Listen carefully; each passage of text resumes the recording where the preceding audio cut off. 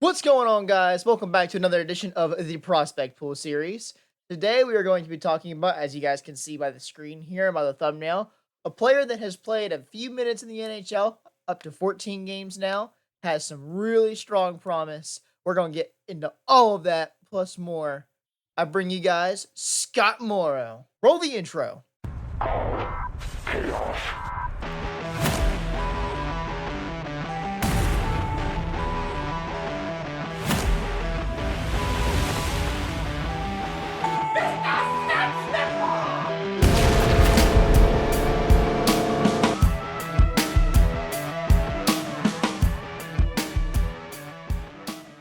Scott Morrow is a prospect who has been, honestly, he's the closest to an NHL ready prospect as we have, I would say. He is 6'2", 194 pounds, a right-handed defenseman from Stamford, Connecticut.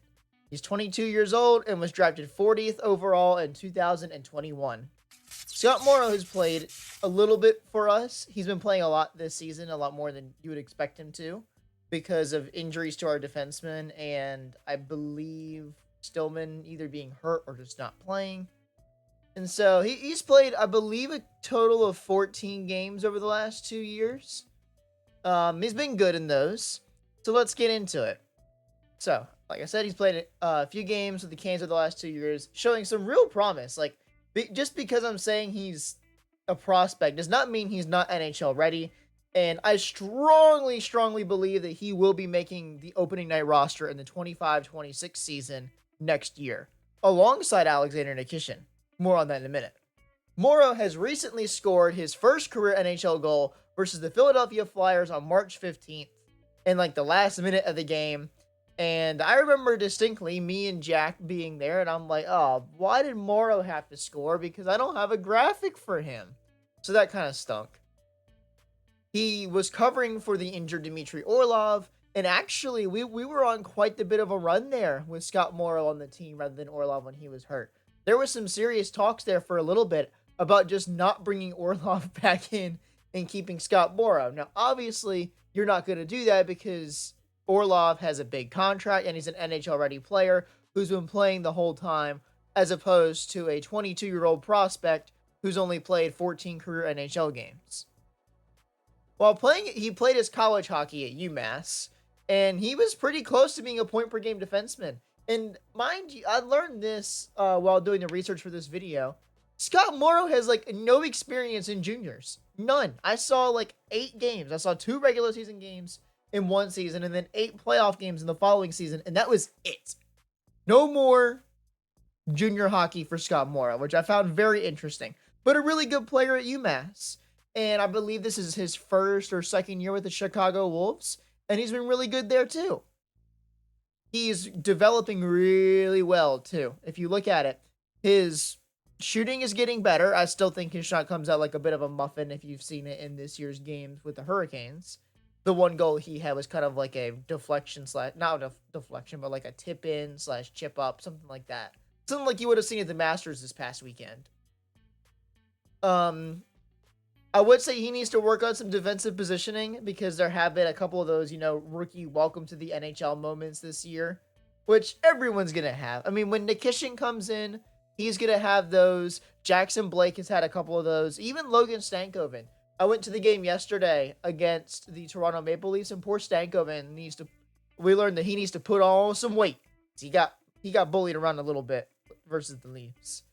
But Scott Morrow doesn't have that problem. I mean, maybe you want him to put on a couple more pounds, but he's 6'2". It's a good size for a defenseman. It's about the middle of the pack.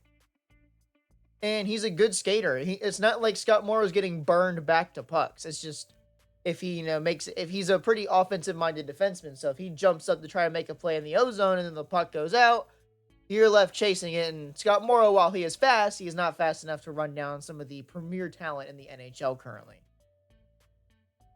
Now, a thing I want to touch on is the Canes have 2 absolutely like home run level defenseman prospects, both of which should make the opening night roster next year. I don't know if you put Nikishin and Scott Morrow on the same pairing, because that would be really good for the future, but maybe next year that'd be a tough pairing to start out. We'll kind of get more on that as we see Nikishin play, whether it be with the Wolves for a few games or with the Hurricanes in the playoffs. And we kind of have a pretty good idea of what Scott Morrow is going to be. But, I mean, you saw the line chemistry with Pesci and Shea for forever. Those guys, or at least for me, what felt like forever, those guys played on the same pairing forever. They were really good. You're starting to see that with Orlov and Chatfield and Slavin and Burns too, but not to the same degree. So I think having two long-term defensemen paired up on the same defensive pairing only bolsters your blue line, which is already among the best in the NHL, with probably the best defensive player in the entire league in Jaccobslavin in his prime on a long-term contract. Kane's blue line looks really good, and that hasn't been the problem. I mean, in recent games, you'd like to see the blue line play better, but I still think we're just, playing for the playoffs and looking forward to that rather than trying to win a couple extra games in the regular season that really don't mean anything. Go watch the video last night on the post game. Me and Jack were in the parking lot and just decided to shoot it there, and it turned out quite funny, actually.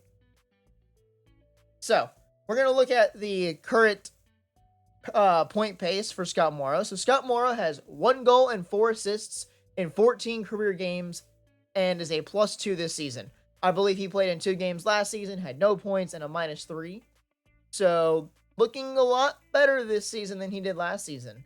So, if you subtract that, he has 5 points in 12 games and a +2. Not bad for someone who's playing limited minutes on a third pairing role every time he's in the game. As well as having 13 goals and 39 total points in 51 games with the Chicago Wolves this season as their leading defenseman. I don't have the numbers from UMass. I could not find the exact ones. I just know that he was mentioned to be a point per game player or close to it. Which, again, as a defenseman is really good. We have 2 defensive prospects that can really put on the points. So as long as Scott Morrow can work on his defensive positioning and getting a bit of a harder shot, because, again, kind of soft a little bit, he's going to be a home run prospect for the Canes. I see him and Nikishin, but mainly him, for the purposes of this video, being a long-term solution to our aging blue line. I mean, you got guys like Burns and Orlov who are on expiring deals, who probably don't come back next year. Those 2 guys are going to fill the role. Scott Morrow is going to be here for years to come and is going to be a vital part of any future cup run. Hope you guys enjoyed the video. Click the like button down below. Leave a comment talking about how much you guys are going to enjoy Scott Morrow in the future. Make sure to click the subscribe button and follow all of our other socials. And until next time, stay crazy, guys.